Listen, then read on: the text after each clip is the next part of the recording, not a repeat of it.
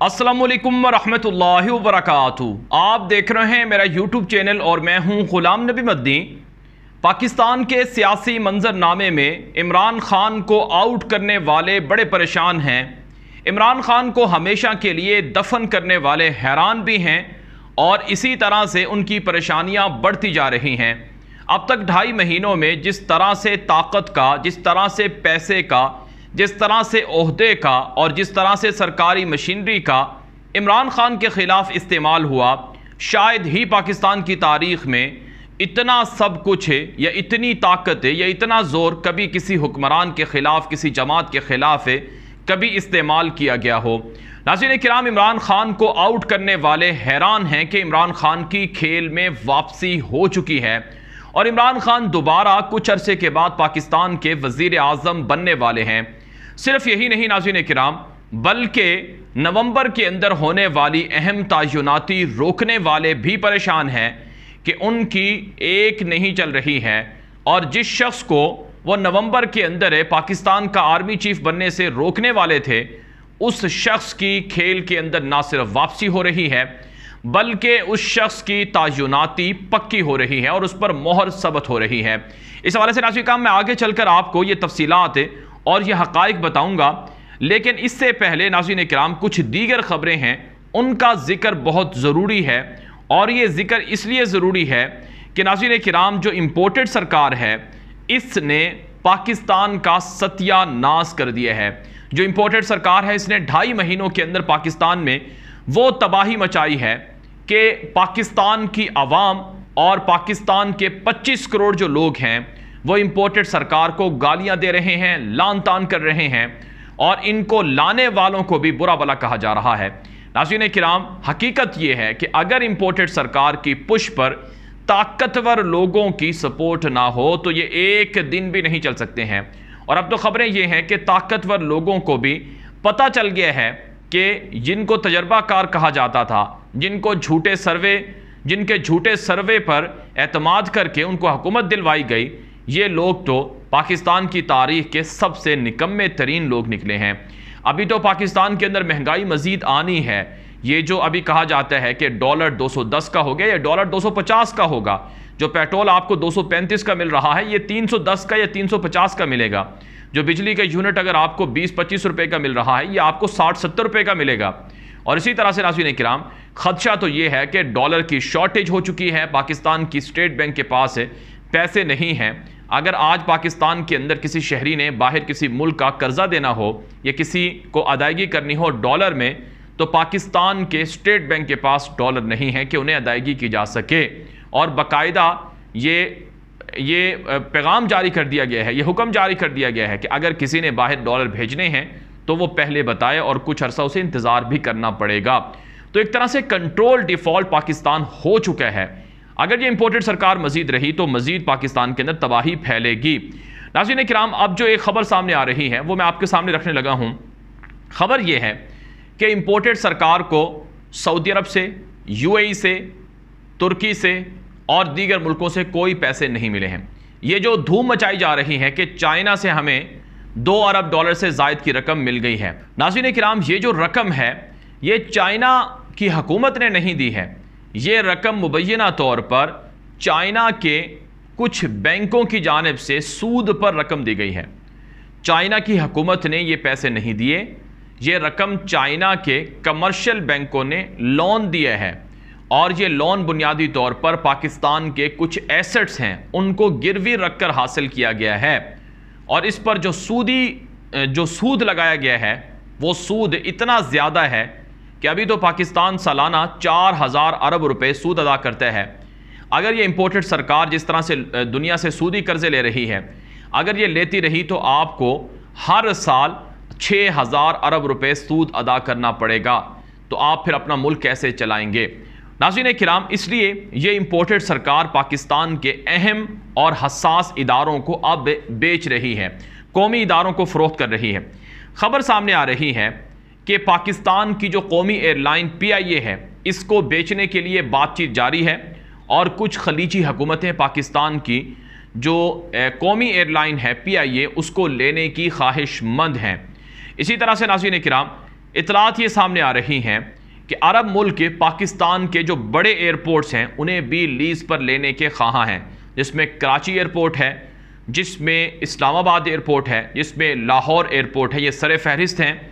और बहावलपुर एयरपोर्ट भी अरब कुछ ममालिक हैं वो लेना चाहते हैं और ये हुकूमत उनको बेचना चाहती है। इसी तरह से नाज़रीन किराम, चीन के इलेक्ट्रिक और पाकिस्तान स्टील मिल लीज पर लेने का ख्वाहां है। चीन पाकिस्तान के जो के इलेक्ट्रिक है और पाकिस्तान की जो स्टील मिल है, इन दोनों को लीज पर चाइना लेना चाहता है और पाकिस्तान की इंपोर्टेड सरकार उन्हें बेचना चाहती है। एक खबर यह भी है कि रूस पाकिस्तान की स्टील मिल्स लीज पर लेने का ख्वाहिशमंद है और इंपोर्टेड सरकार पाकिस्तान की स्टील मिल बेचने जा रही है। और साथ साथ नाज़रीन किराम, जो कुछ होटल्स हैं जो पाकिस्तान के कौमी मिल्कियत में हैं उनको भी, और आप जानते हैं पाकिस्तान के जो जीटी रोड है इस्लामाबाद से, लाहौर से इस्लामाबाद तक, इसको इस्लामाबाद एक्सप्रेसवे और इसके अलावा कुछ दीगर सड़कें हैं, वो भी इंपोर्टेड सरकार गिरवी रखकर कर्जे ले रही है। तो यह है इंपोर्टेड सरकार का आईना जो पाकिस्तान को रोज़ बरोज़ तबाही की तरफ लेकर जा रही है। अब नाज़रीन किराम, मैं आपके सामने एक और जो खबर है वो रखने लगा हूँ। चाइना का एक ब्लॉक है जिसे ब्रिक्स कहा जाता है। ये ब्लॉक बुनियादी तौर पर 5 मुल्कों का था।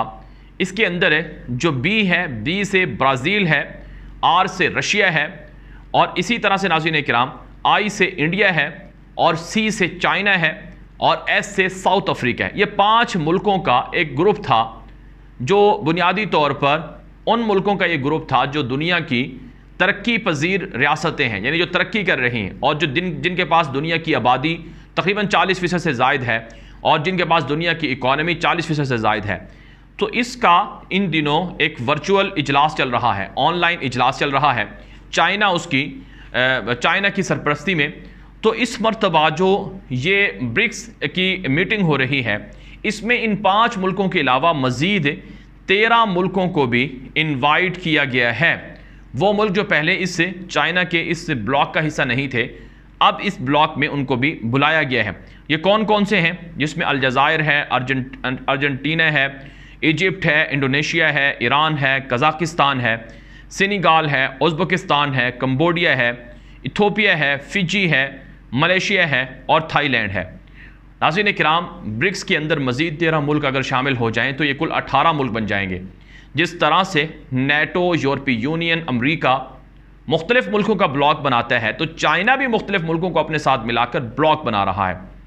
और आप भारत की चालाकी देखेंगे, भारत अमरीका के साथ भी है और चीन और रूस के साथ भी है, दोनों तरफ खेल रहा है ताकि अपना फ़ायदा समेटे।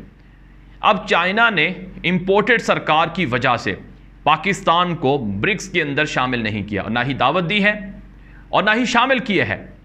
और ये इस वजह से कि चाइना को पता है कि इंपोर्टेड सरकार वो अमेरिका के ग़ुलाम है, अमेरिका के ब्लॉक में है, लिहाजा चाइना पाकिस्तान से नाराज़ भी है और इमरान खान को पैगामात दे रहा है कि आप ही पाकिस्तान के असल लीडर हैं, हम आपके साथ बातचीत करके आपके साथ चलना चाहते हैं। अगर आप हुकूमत में आएंगे तो हम आपको ब्रिक्स के अंदर शामिल कर लेंगे, अगर आप हुकूमत में आएंगे तो हम आपके साथ मिलकर काम करेंगे। नाज़रीन किराम, ये जो इंपोर्टेड सरकार है, ये माजी के अंदर कुछ चीनी कंपनियों के ज़रिए से सूदी कर्जे लेकर पाकिस्तान को नाकाबिले तलाफ़ी नुकसान पहुँचा चुकी है। और अब भी ये इंपोर्टेड सरकार चीन को नाराज़ करके, चीन की सरकार को, ये पाकिस्तान के अंदर ज़ाती ख्वाहिशात और ज़ाती फ़ायदों के लिए पाकिस्तान का सत्यानाश कर रही। अगर इनको मज़ीद रहने दिया गया तो पाकिस्तान ख़तरनाक हद तक मसाइल के अंदर घिरेगा। नाज़रीन किराम, अब बात कर लेते हैं उस खबर की जिसका मैंने शुरू में जिक्र किया कि इमरान खान की खेल में वापसी कैसे हो रही है और नवंबर के अंदर कौन पाकिस्तान का आर्मी चीफ बनेगा और किसकी तैनाती होगी। नाज़रीन, जो मुबैना रिपोर्ट सामने आ रही हैं कि पाकिस्तान के जो साबिक DGISI जनरल फैज़ हमीद हैं, इनको ऑफ़र दी जा रही है कि ये पाकिस्तान के दोबारा ISI के DG बन जाए। ये कुछ लोग दावा कर रहे हैं सोशल मीडिया पर। दूसरी तरफ ये भी इतलात हैं कि जनरल फैज़ हमीद को पाकिस्तान का अगला आर्मी चीफ बनाने के लिए जो उनकी पोजीशन है वो बड़ी स्ट्रॉन्ग है और बड़ी मजबूत है, और इंपोर्टेड सरकार मजबूर हो चुकी है कि जनरल फैज़ को किस तरह से आर्मी चीफ लगाया, किस तरह से इनको आर्मी चीफ बनने से रोका जाए। और इसी तरह से नाज़रीन किराम, आप जानते हैं जनरल फैज़ हमीद के जो कारनामे हैं वो सबके सामने हैं कि किस तरह से उन्होंने पाकिस्तान की एजेंसीज़ को सपोर्ट किया, कैसे जनरल फैज़ हमीद ने अफ़गानिस्तान के अंदर अमरीकियों को निकालने में रोल अदा किया, पाकिस्तान को जंग जितवाई, पाकिस्तान के शुमाली इलाकों के अंदर कैसे उन्होंने पिछले कई महीनों से जो कोर कमांडिंग है वो कर रहे हैं। तो इतलात ये हैं कि पाकिस्तान के अंदर इमरान खान को हटाने वाले बड़े मायूस हो चुके हैं, और मायूसी इस वजह से भी है कि हर कोई अपने आप को नवाजना चाहता है। नवाज शरीफ की ख्वाहिश है कि उनका अगला टेन्योर भी उन्हीं का हो।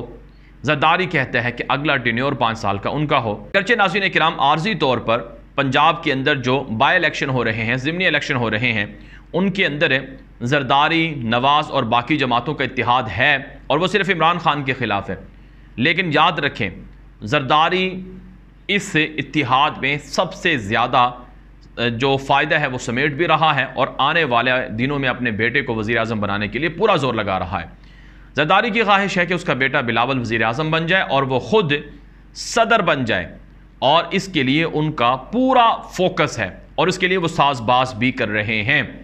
लेकिन नाज़रीन किराम, गुमनाम हीरोज़ और पाकिस्तान के मुहाफ़िज़ और पाकिस्तान की हिफाजत करने वाले लोग आज भी इस खनौने खेल को नाकाम बनाने के लिए दिन रात मेहनत कर रहे हैं, और इंशाअल्लाह आप देखेंगे कि वतन अज़ीज़ के हालात बेहतर भी होंगे। चोरों को, डाकुओं को, गद्दारों को पाकिस्तान के अंदर ऐसी सज़ा मिलेगी कि ये इबरत का निशान इंशाअल्लाह बन जाएंगे। ये वीडियो दोस्तों से नशर कर लें ताकि वो भी मालूमात हासिल कर सकें। मज़ीद खबरों के लिए मेरा यूट्यूब चैनल न्यूज़ की दुनिया लाजमी फॉलो कर लें। अब तक के लिए इतना ही इजाज़त दीजिए। अस्सलामु अलैकुम व रहमतुल्लाहि व बरकातुहू।